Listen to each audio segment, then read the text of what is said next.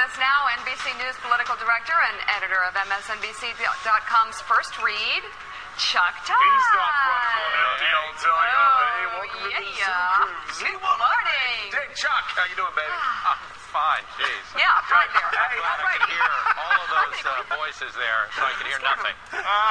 Hey, Chuck, thank you so much for being a critic of our show. We greatly appreciate it. Somebody has to be. Somebody has to be, and God knows nobody in the paper's doing their jobs on that front. Help us out here. Before we look forward to what Barack Obama needs to do, let's look back and talk, first of all, about what you've got to call the complete collapse of the Republican Party. What happened in 2008 to put the Republican Party at such a low ebb? Well, how long do we have? Yeah, exactly. I mean, no, it is a stunning.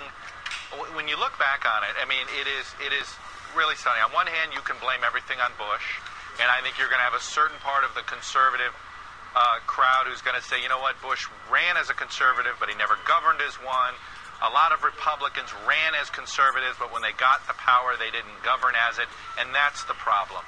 But I'll tell you, Joe, when you look at all of the places that Obama won and where the country moved, you know, ideologically, the voters that showed up in 2008 were no different than the voters that showed up in 2004. You know the difference? A majority of independents and moderates shifted to Obama from being Bush voters. Okay, let me stop you there for a second. The middle has moved away from the Republican Party, or the Republican Party has moved away from the middle. I can let you decide which way you want to say that. Chuck, I'm so excited about your book that's going to be coming out soon. How Barack Obama won. Right now, Amazon.com. Sorry. Yeah, I know. I really am, honestly, so excited about this because you're going to go to the key places that swung for Barack Obama. But help me out here, because we heard all year, young voters were going to come out in percentages much higher. African Americans were going to come out in percentages much higher. But that wasn't really the story, was it? So much as it was the middle moved away from Republicans. Correct. It is this middle. I mean, we can say, look, it's true. Yes, young voters broke in a bigger way for Obama than they had Kerry, and African Americans and Hispanics, and that's all true. And there's that coalition, and that's a realignment coalition, and that's something that ought to scare Republicans for the next 10 years. But the immediate problem, Joe, is the middle. It was, you know, whatever you want to define the middle. It's the suburbs geographically. If you did it via religion, it would be white Catholics. Or if you did it via ideology, it's moderates and independents. They all shifted over to the Democrats in this. And now, that's not to say they're identifying themselves as Democrats. They're not. They just voted for Obama over the Republican. And mind you, this is John McCain. This was supposed to be Mr. Moderate, Mr. Independent. So these voters rejected McCain, which means that party label that McCain was carrying was much more of an anchor as far as these voters were concerned than McCain the man. Now, yeah, we can criticize McCain. He didn't do some things right. I think it was a terribly run campaign in many ways. But you know what? I think a perfectly run campaign wouldn't have been enough. You know, Mike Barnacle, you may disagree with me here, but I think this proves, to me at least, this past year proves that Democrats win by running as moderates, usually. Republicans win when they have a true believer conservative that can pull in independents because of a bigger message. Republican moderates usually fare badly, whether you're talking about Gerald Ford, Bob Dole, or John McCain. Yeah, well, Democratic moderates offer them more than Republican moderates. Republican moderates. That's a great point. I mean, they just do. My question to you, Mr. Todd. Yes, sir. On this wonderful morning. Yes. Is this: who is going to present a bigger political problem for President Obama in the coming year, John Boehner or Nancy Pelosi? Well, it's an interesting way of putting it. I think ultimately the problems that Obama are going to have is probably with Mitch McConnell. I mean, I think the Senate is going to end up being more of a roadblock for him.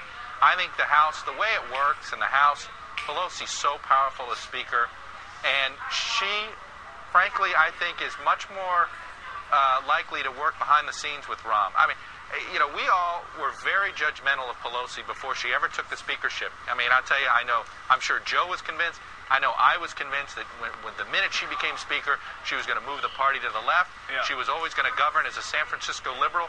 And, you know, the best example somebody gave to me, I think Charlie Cook, he says this in his presentations. He says, did anybody imagine, if you were to fast forward and say, 2 years ago and say, boy, there's going to be the most heartbreaking, worst shooting on a college campus in a generation, and a Nancy Pelosi-led Congress would introduce how many different pieces of gun control legislation? And you know how many she introduced?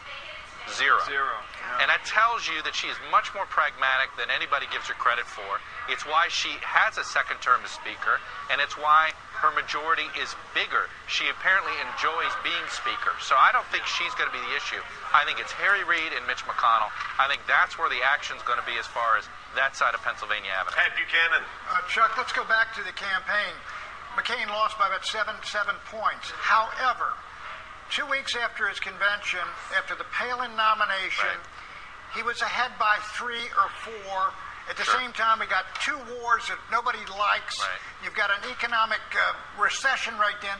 Before Lehman Brothers, McCain was in the race with a good chance of winning. How do you explain why he could have been ahead with that terrible hand he'd been dealt, and he'd moved ahead of Obama? I mean, if it weren't for the collapse, I'm saying this was a dead even race. Close race. Well, I think part of it has to go on Obama. I think they didn't, one of the things that we have not talked about when we write the history of this campaign is, you know what, his August stunk, Obama's. Right after that, he returned back from Berlin, the Paris Hilton ad hits, and I tell you, the Obama folks seemed off their game for a good month. They didn't seem to control their message. That acceptance speech never got any play. Well, now, part of it was because Sarah Palin came out of the blue 13 hours later, and literally any chance that speech had of becoming memorable completely disappeared. So I think you have to put some of the blame on the Obama campaign for having maybe their poorest 6-week period between August 1st and September 15th. You do wonder, the debates, I think, no matter what happened on September 15th with Lehman, the debates, I think, would have still reframed this race as change versus Bush, and that always put Obama in a better position. Yeah, you know what he has going for him now in the first 100 days is that him doing well means the American people do well, and people want to do well. They want to get out of this rut we're in.